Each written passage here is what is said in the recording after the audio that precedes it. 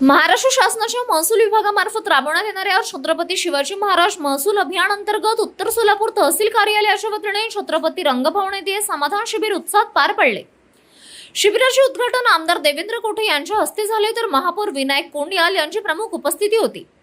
यावेळी शहराध्यक्ष रोहिणी तडवळकर, उपविभागीय अधिकारी सदाशिव पडदुने, निवासी उपजिल्हाधिकारी अभिजित पाटील, तहसीलदार निलेश पाटील, शिल्पा पाटील, उपमहापौर ज्ञानेश्वरी देवकर, महिला व बाल कल्याण सभापती निर्मला जंगम, माजी महापौर श्री कांचना यन्नम, नगरसेवक विनोद भोसले, प्रशांत पल्ले, विजय चिप्पा, भारत सिंग बडुरवाले, रवी कायावल्ले, ऋषिकेश मैत्रे, सिद्धेश्वर कमटम, सात्विक बडवे, नगरसेविका सुनीता कामठी, श्रीदेवी पुल्लारी, शंकर चैगुले, नागेश खरा, दीपक राजगे आणि नागेश सरगम उपस्थित होते।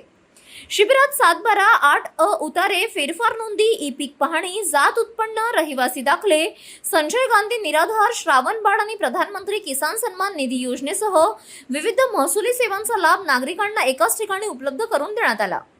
शासनाच्या लोकाभिमुख योजनांचा लाभ घ्यावा असे आवाहन यावेळी मान्यवरांनी केले। B2 म्हणजे काय हे सुद्धा माहित नाहीये। सोलापूर शहरावरती लादलं गेलेलं चुकीच्या पद्धतीने असा कर आहे की आपले घरच आपण राहतो, परंतु आपल्या घराचं मालकी आपण ते घर नव्याने बांधू शकत नाही, ते घर कोणाला विकू शकत नाही, त्या घरावरती कर्ज काढू शकत नाही। आणि विशेषतः सोलापूर शहरातल्या पश्चिम भागातल्या 13 चाळी आहेत ज्यामध्ये 5 ते 6 हजार लोक राहतात। त्या चाळींचं 100-125 वर्ष आयुष्य झाल्यामुळे ते कधी पडू शकतात आणि जीवित दुर्घटना सुद्धा त्या ठिकाणी होऊ शकते। आणि त्या चाळींचा पुनर्विकास करायचा असेल तर B2 हा रद्द करणं गरजेचं आहे। आता B2 म्हणजे काय, तर एखाद्या जमिनीची किंमत समजा जर 1 कोटी रुपये होत असेल तर त्याची 50% रक्कम आपल्याला महाराष्ट्र सरकारकडे भरावी लागते। तसं या चाळींचा गणित घातला तर एक चाळीची किंमत ही 25-30 कोटी रुपये सरकारला भरावी लागणारी अशी आहे। त्यामुळे पुनर्विकास रखडला, एक कुटुंबाचे आज वंश वाढला, तिसरी पिढी आल्यामुळं 2-2, 3-3 लोक त्या घरात राहू शकत नाहीत। चाळीत राहताना घरं लहान असल्यामुळं अनेक लोकांची लग्न व्हायची राहिली। प्रत्येक लोकांना कुठल्या ना कुठल्या माध्यमातून त्रास होता आणि हा B2 फक्त सोलापूर शहरातल्या चाळींनाच नाही तर संपूर्ण मोरारजी पेठ असेल, रेल्वे लाईन्स असेल, सिव्हिल लाईन्स असतील, त्यांना या ठिकाणी लोन असेल, बांधकाम परमिशन असेल, या काही मिळत नव्हतं। आपल्याला माहिती आहे B2 जमीन हा हेरिटेज लॉन पासून ते आता पूर्ण मोरारजी पेठ असेल, अर्ध सोलापूर, जवळपास 40% जुनं सोलापूर हे B2 जमिनीच्या अंडर येत होतं। तर आमदार साहेबांनी या ठिकाणी सततचा पाठपुरावा, आदरणीय मुख्यमंत्री साहेब असतील, आदरणीय गोरे साहेब असतील, आदरणीय आमचे बावनकुळे साहेब असतील, यांच्या ठिकाणी देवेंद्र कोठे यांनी सतत पाठपुरावा करून हा B2 प्रश्न आतापर्यंत जवळपास 40 ते 50 वर्ष झालं हा विषय सुटला नव्हता। अनेक मोठे लोक आपल्या पुढारी येऊन गेले सोलापूर शहरामध्ये, त्यांच्या देखील हातून हा प्रश्न सुटला नव्हता।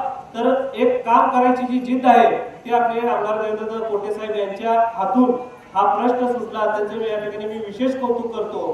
कारण का आमदार साहेब कामानिमित्त एवढं धडपड सोलापूर शहराच्या विकासासाठी, एवढी धडपड, एवढी तळमळ आहे की आज तुम्ही बघता आम्ही पंढरपूर त्या अनुषंगाने झालं तर आजच्या याच्यामध्ये आपण प्रामुख्यानं सामाजिक वनीकरण विभागातर्फे 500 उपचारित नागरिकांना फ्रीमध्ये या ठिकाणी जे लाभार्थी त्यांना देणार आहोत। RTO विभाग जे आहे ते RTO विभागामार्फत 20 वेगळे लायसन्स जे आहे ते लायसन्सचं वितरण करणार आहे। आता आपलं जे MSRTC जे आहे ST विभाग जो आहे त्या ST विभागामार्फत आपण NCMC कार्ड जे आहे मोफत पास आहे तो 200 लाभार्थ्यांना या ठिकाणी पासचं वाटप करणार आहे। आयुष्यमान कार्ड आपण माहिती आहे की शासनानं गोरगरीब जनता आहे त्यांची वैद्यकीय गरज लक्षात घेऊन त्यांना 5 लाखापर्यंत एक कव्हर प्राप्त होण्यासाठी आयुष्यमान कार्ड एक नवीन योजना आहे की ते आयुष्यमान कार्ड सुद्धा या ठिकाणी आपण वाटप करणार आहोत। कृषी विभागामार्फत तुम्हाला कल्पना आहे की कृषी विभाग याच्यामध्ये गोपीनाथ मुंडे शेतकरी सानुग्रह अपघात अनुदान योजना आहे। याच्यामध्ये एखादा शेतकरी मयत झाला, दुर्दैवी मृत्यू झाला अपघातामध्ये, तर त्या शेतकऱ्याला शासनातर्फे 2 लाख रुपयाचं अनुदान या ठिकाणी करतो। असे 3 लाभार्थ्यांना आपण या ठिकाणी लाभ वितरित करतोय। या आदरणीय आमच्या खात्याचे महसूल मंत्री महोदय, महसूल खातं एवढं गतिमान पद्धतीने चालू आहे, दर आठवड्याला एक निर्णय येतोय आणि त्या निर्णयाची अंमलबजावणी करणारी यंत्रणा सुद्धा तेवढ्याच वेगाने आणि यानं चालू आहे।